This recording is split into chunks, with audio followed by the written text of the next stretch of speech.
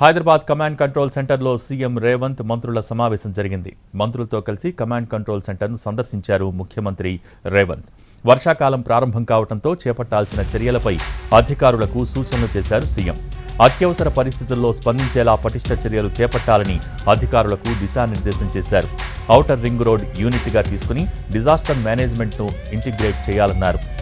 Outer లోపల ఉన్న CC కెమెరాలు అన్నింటినీ వీలైనంత త్వరగా కమాండ్ కంట్రోల్కు అనుసంధానం చేయాలని చెప్పారు.